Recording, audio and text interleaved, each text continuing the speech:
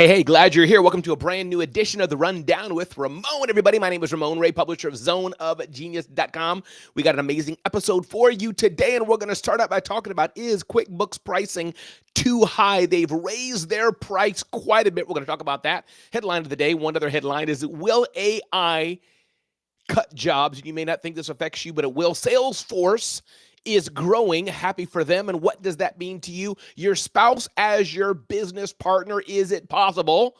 How to thrive in your zone of genius. And I love my Guy Raz talks about the path to success is not always perfect. In fact, it's a zigzag. My name is Ramon Ray. Welcome to a brand new day. Today is Thursday, May 29th. Whether you're listening to this next year, last year, the year before, the week of, live or on demand, glad you're here today. Put those comments in, put those DMs in, and let me know how I can add value to your world. If you have questions for me, comments for me, I'm not a bot. I'm a real human being, a real person, and I'm glad you're here today on today's Rundown with Ramon. So get ready for the brand new episode. I've started 5 companies, sold 3 companies, authored 5 books, and I encourage you today, if you don't do anything else, go to zoneofgenius.com, zoneofgenius.com, our flagship site at zoneofgenius.com, and sign up right now. And today, by the way, at 1 p.m., I have an AI brand workshop coming up, AI brand workshop, and you can get more details about that, in fact, at aibrandworkshop.com, aibrandworkshop.com. Welcome to a brand new episode. We'll dive into the new episode in about 30 seconds. We'll be right back after this little interlude. Let's go.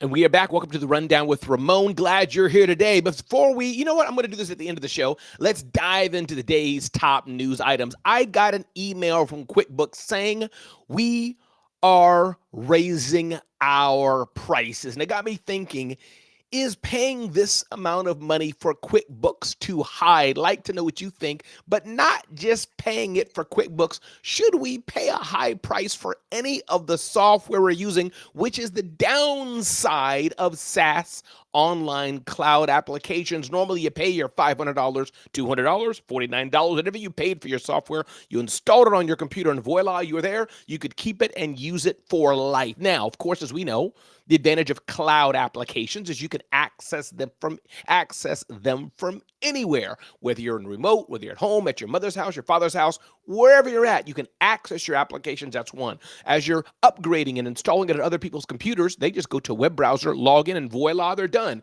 None of this installation across computers. So SaaS does have its benefits. The updates come fast and furious, but the downside is you are paying a monthly fee or an annual fee. So when I first started QuickBooks, man, it was maybe $100, $200 a year. Can't remember what it was, but it was very affordable, it seems.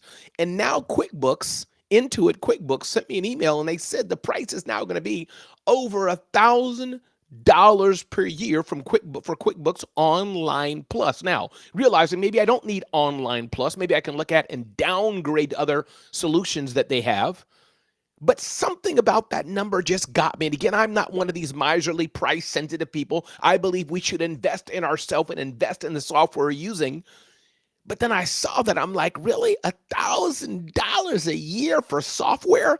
That just seemed high. Now, maybe I have a limiting beliefs. Maybe I should switch and change how I think about money. Maybe it's good that I should be paying $1,000 per year for QuickBooks Online Plus, because maybe that means my business is growing. Maybe that means that's what it should be. But I'm curious what you think about that when you see that prices are increasing on the software you're using. It started free, it started very low cost, and they got you. You use it, you rely on it, and then the software prices increase. So what do you think about the high price of some of the online software we're using? Is it good? Should they do it? Because remember, they have to pay for things too. All the stuff we're doing, they have fees and data, and they need to make a profit. But I wonder still, is the pricing too high? What do you think, Craig? What do you think, Deborah? Glad you all are here today on the Rundown with Ramon. Glad you're here, Craig Caruso, longtime friend of mine. work with their team to do some of the best events I've done in my life. Deborah, glad you're here today on the Rundown with Ramon. So paying $1,000 for a year for software, I don't know. Maybe it is at the right pricing for me. And maybe I just need to think different thoughts. Because again, I want to be clear. I'm not one of these people. You should be paying for free software. Can I get it for free? Can I get it for a discount? Some people are just cheap and marginally. They don't want to pay for nothing. And I'm not one of those people. You should pay for the stuff you use. But I wonder sometimes, is there a delta where maybe it should be, or maybe it is too high? I love this from Carl Gray. What's up, Carl Gray the third? I think they should do it. I'd love if they increase the value prop as well. So Carl's saying raise the price. Interesting, Carl, and the value prop as well. And guess what? They are raising the value proposition. Well, they say they are. Here's what they're saying.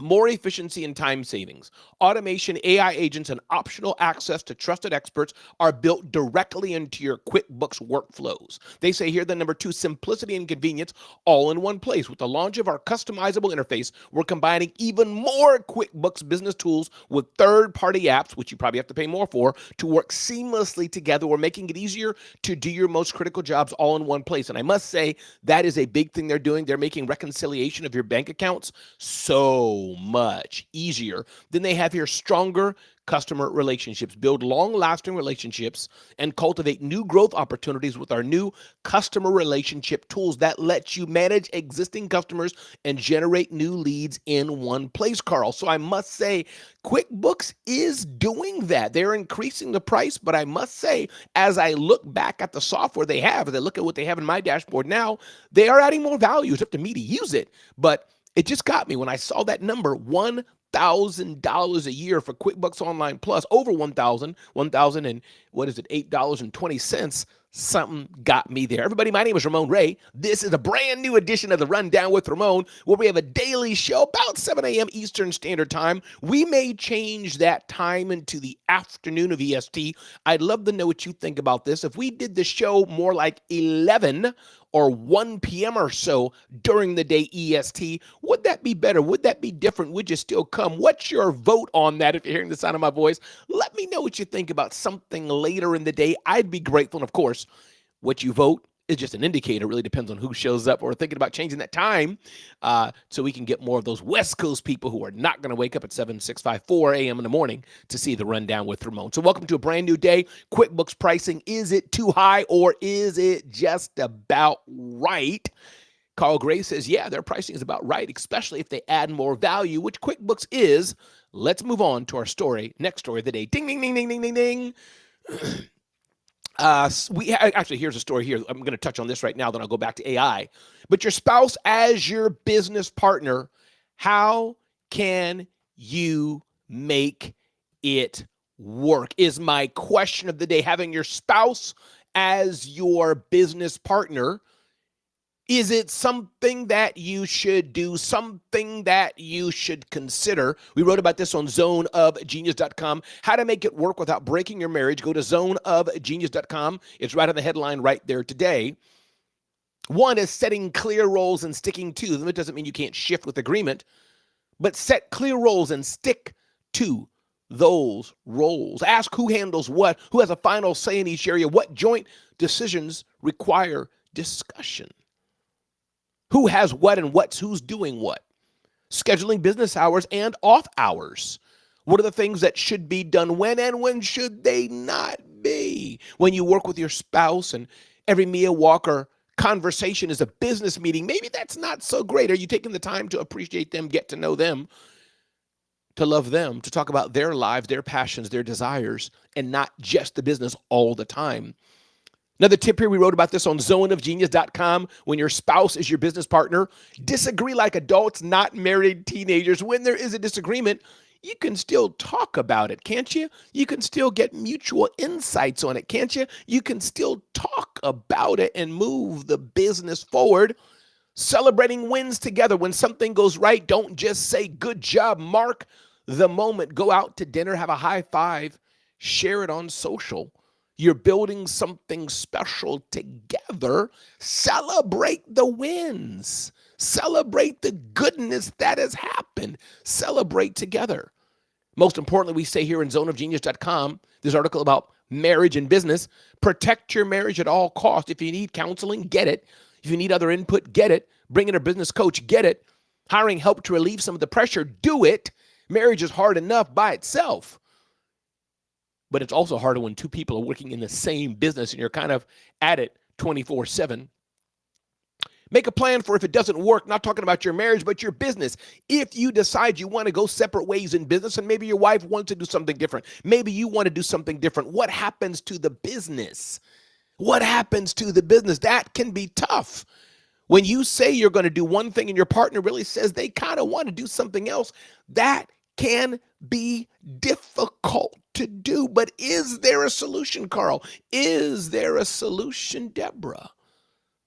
Is there a solution for this? What do we do when our spouses are our biggest business partners and we're working with them? Everybody, my name is Ramon Ray. This is the Rundown with Ramon. Glad you're here today on our flagship show, talking about all the things to help you live your best life. LaShawn is here saying here, what a beautiful, blessed day. So grateful to be on this morning with the Rundown with Ramon. Thank you, LaShawn. And LaShawn tells me 1 p.m. is good. Carl says 11 a.m. is good. Yeah, we may shift the time, not do it 11 a.m. Glad you're here today. Another news item we hear a lot about LinkedIn, and I'm going to keep covering LinkedIn quite a bit. But news item of the day talks about that one of the people here on LinkedIn News said, I'm going to read this, AI will kill jobs, says the Anthropic chief. Anthropic is the makers of Claude. And I want to bring up their picture here in 1 minute before I talk about this. Love to bring up the imagery. Not that I have to do it, but the imagery is nice. I'm going to edit this in real time because I forgot to bring it up earlier. But I think the picture is 1,000 words. Boom, here we go. AI will kill jobs, says Anthropic's chief. Anthropic CEO Dario Amodei, and of course he is all in on AI, is warning that artificial intelligence could kill half of all entry-level white-collar jobs, and soon. In an interview with Axios, he predicts that the technology could also raise unemployment rate as high as 20%, wow, within 5 years as AI companies have a duty and an obligation to be honest about what is coming. So I think he's right. Those who are working in manual jobs and doing your toilet cleaning and construction jobs and paving roads and building buildings and moving supplies back and forth, I think those things are going to continue. Things are always shift in the market. But I think Anthropic's CEO is right. For many white-collar workers, companies hiring thousands of people to do edits, thousands of people to mine data, thousands of people to do this, putting this in AI and paying a monthly fee, man, you got to pay somebody $100,000 a year, $150,000 a year, $80,000 a year, $60,000 a year, whatever the fee may be. When AI can do that work faster and better and just have one or two people manage it, it's a real deal. So those of you going into traditional white-collar jobs, build your network, build your skill set, build your relationships with other people, learn how to be good leaders, learn how to think and understand where is the opportunity for you. Carl Gray says it well, killing jobs but creating opportunities. It is for some. But for those, I guess, if it's cutting 20% of jobs, Carl, I wonder, there's going to be people, I don't know, I just wonder, you can't, take out the water. The water's going to be lower. I wonder how that works. Ina says, love this, Ina, thanks for being here on the Rundown with Ramon. AI is not a threat if you're multi-talented and open to doing new things. Yes, for some, you're right.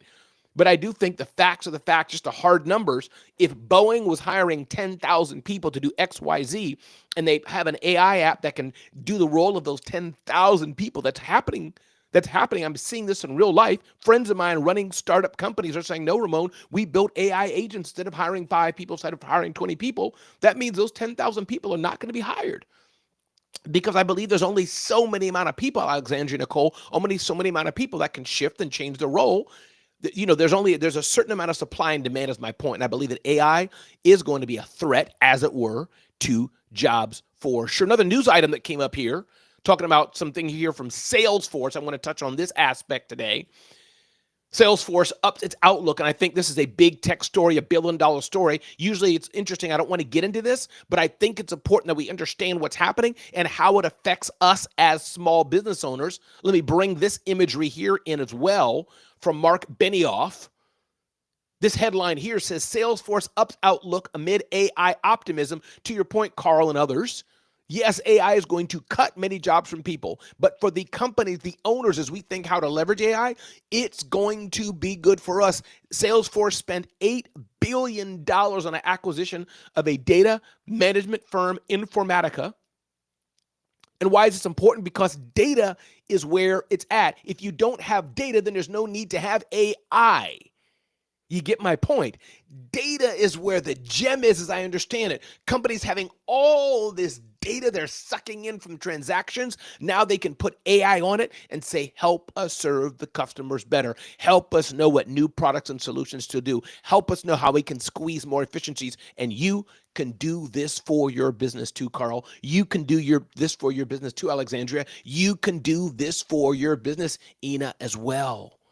Even as we as small businesses, I have my AI brand workshop coming up. I encourage you to check that out, aibrandworkshop.com, aibrandworkshop.com. Somebody can put that in the chat. That'd be great as well. aibrandworkshop.com will be launching a series of workshops under my Celebrity CEO brand to help educate you on how to grow your business.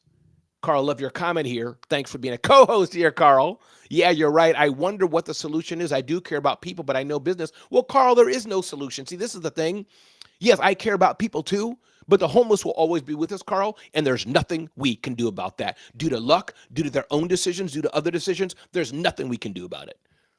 If I have a business I'm running, Carl, and I can hire 7 people, I cannot hire 700 people. My business can't sustain that. My business can't sustain that. So yes, we care about people. We have to think about the other. On the other hand, we have to grow our businesses. And education as well is important. But even the public school education, Carl, I love this. Carl's a co-host of the Rundown with Ramon today. Even though education may not be keeping up with it in traditional education or schools, those parents, it's up to the parents, ultimately up to the parents to tell their kids or to educate their kids and help their kids understand the school of YouTube has everything anybody needs. And school can still be good for the basics of reading and writing and arithmetic and math and all these things. School is important for that. But you're right, Carl, it's a brand new world. As Carl Gray, co-host on the Rundown with Ramon, says, I think a part of that is that education isn't keeping up with the trend. And again, Carl, thanks for putting that in here. Check out aibrandworkshop.com, aibrandworkshop.com. Just check that out. I think no www, aibrandworkshop.com. Put that up there. You can check that out, my workshop later on today. So we talked today about quite a bit of things. We got a few more things. Those just joining us, we talked about QuickBooks is raising its prices to $1,000 for a year for QuickBooks Plus. Is that too much to pay? We talked about here the spouse as your business partner, how to make it work. We touched on AI will kill jobs, says Anthropic's chief. Anthropic is the maker of Claude. AI is definitely helping Salesforce increase their brand value to billions.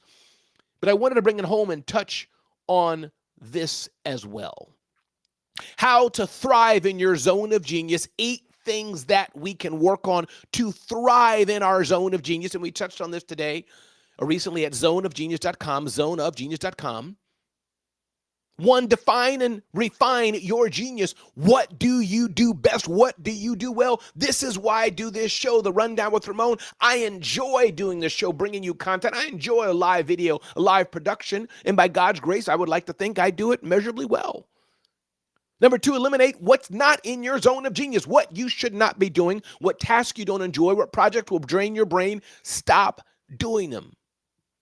Number 3, schedule your genius time. Schedule your genius time. Build a business around your genius. Build a business around your zone of genius. What you do best and build a business around it. This is why we're doing the Rundown with Ramon. As this show grows, the zone of genius grows, this is our business model. It's very simple. Then we will have brands who want to work with us and already do work with us to help them serve you because you're looking for the best tools and technology and skills and services to grow your business. So it's kind of like a matchmaking service. In essence, that's what TV is. You're watching MMA and a commercial comes over and they're hoping that 0.1% of the people watching that TV show may want something and look at the brand. As you're looking at thriving in your zone of genius, set boundaries that support your genius. What are the boundaries that support your genius, that support who you are and what you want to do? Are you surrounding yourself with other geniuses? And watch out for resistance. As you lean into your genius, resistance will show up. Fear, your imposter syndrome, overwhelm, even success guilt. I've gone through some of those. And the common thread we've talked about today is to celebrate your genius. Celebrate who you are. Celebrate the wins. Embrace who you are. This is so important, everybody. Again, my name is Ramon Ray. This is the Rundown with Ramon. Glad you're here. Ding, ding, ding, ding, ding, ding, ding. Wanted to touch on this. Guy Raz, author of How They Built It, or How I Built It, rather. He talked about a business called Calm. Calm is one of the most downloaded wellness apps on the planet. But when they first started building Calm, Guy Raz says it was chaos. He had a viral experiment called the $1 Million Homepage. He had his hands in everything from e-commerce to gaming. They were both serial entrepreneurs building and tinkering and trying. Some ideas clicked, but most did not click. That feels exactly like me and Calm. It didn't begin with a sleek app or a massive user base. It started with a website that told you, do nothing for 2 minutes. It was nothing fancy, no roadmap, just a hunch. And here's what Guy Raz says, which makes me feel hopeful about myself. Sometimes the right idea doesn't come at the beginning if it finds you somewhere along the way. And that way, it can feel slow, messy, even pointless at times. A failed startup, a job that doesn't fit, a project that fizzles out. But if you zoom out, patterns start to emerge and you find what Guy Raz, in essence, is saying, your zone of genius. The path isn't always straight, but it might be right. The path isn't always straight, but it might be right. This is interesting. And I understand that some of you may have had traditional routes to success, or traditional routes to where you're trying to go and what you're trying to build. But in my case, yes, as I build CelebrityCEO.com, and don't forget to sign up to our AI branding workshop today, AIbrandworkshop.com, AIbrandworkshop.com. Check that out, register, and sign up today. And as we build zoneofgenius.com, a publication educating small business owners how to start their businesses, grow their businesses, and live life fulfilled. It's not been a straight line, not been a perfect line. There's many things that I need to do better.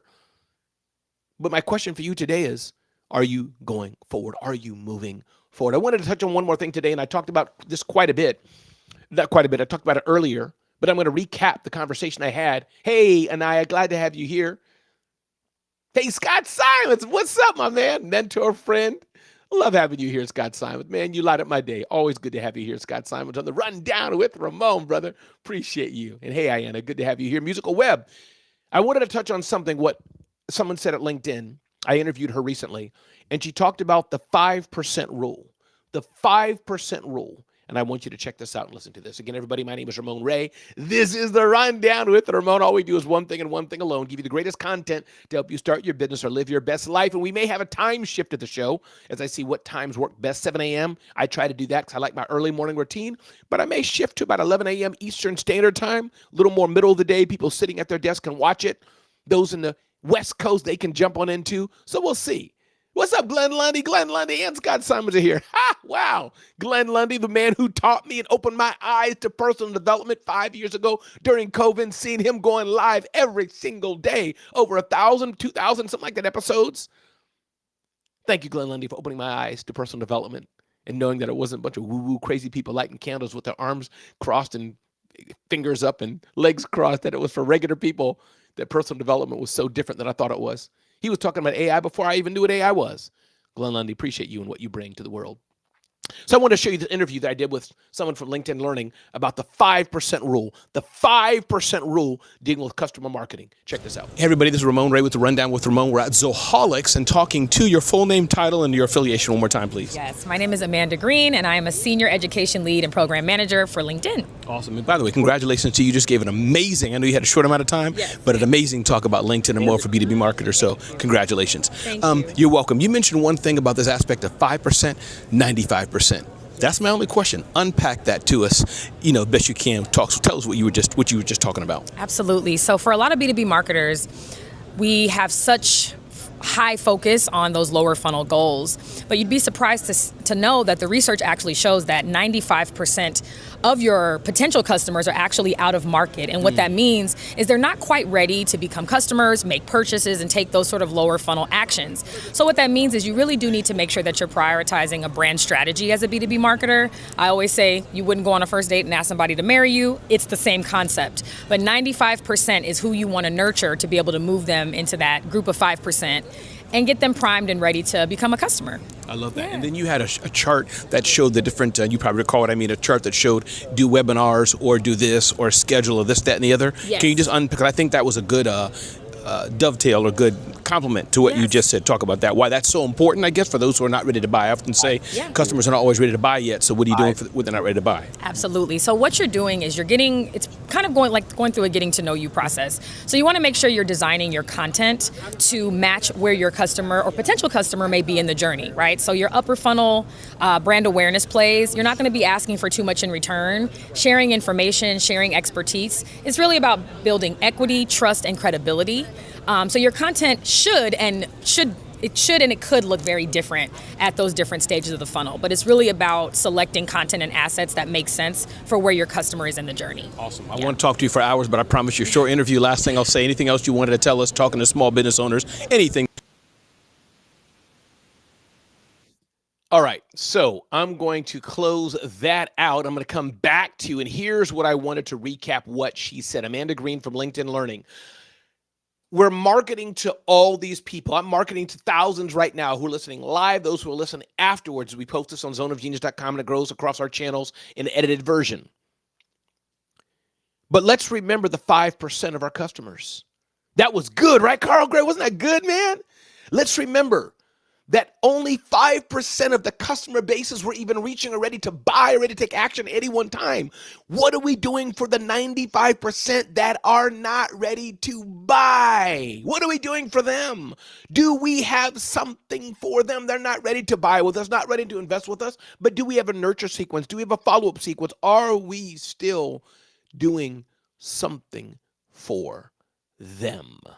My name is Ramon Ray, everybody. This is the Rundown with Ramon. If you haven't yet gone to zoneofgenius.com, definitely do that, zoneofgenius.com. Check out that. Sign up for our email newsletter. And remember, our AI brand workshop's happening today, aibrandworkshop.com, aibrandworkshop.com. Glad you're here today. Reminding you at zoneofgenius.com, we got all kind of content and insights at zoneofgenius.com to help you live your best life or start or grow your business. I want to end today on one final tip, something that's near and dear to me from D.L. Hughley, comedian.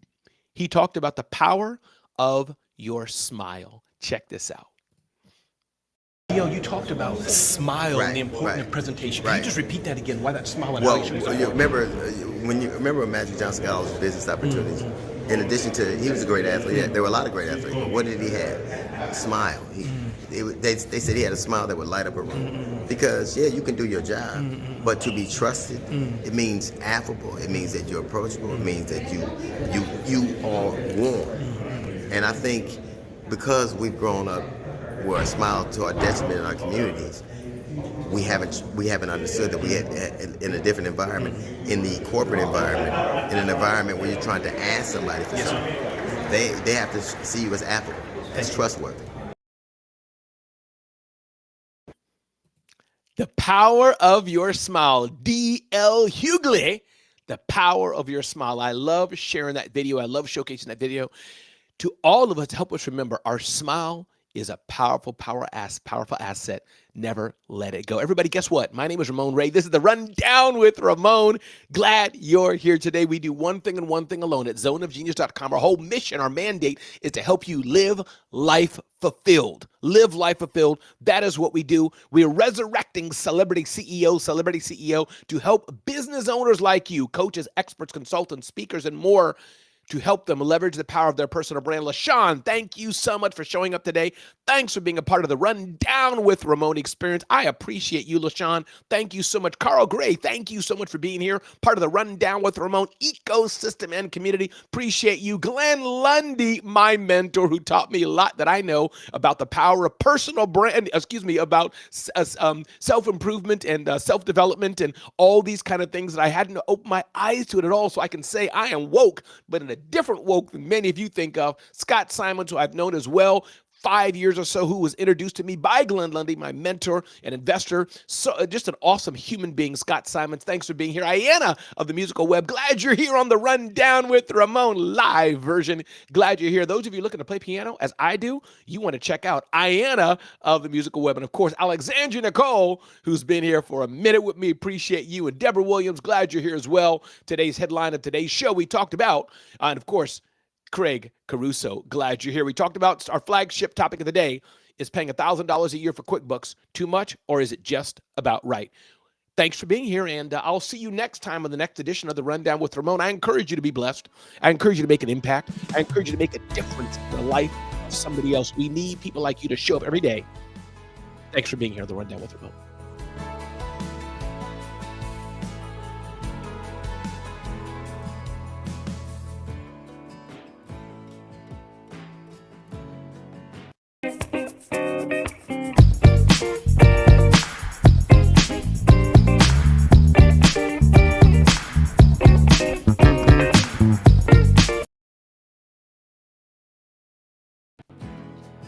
See you later.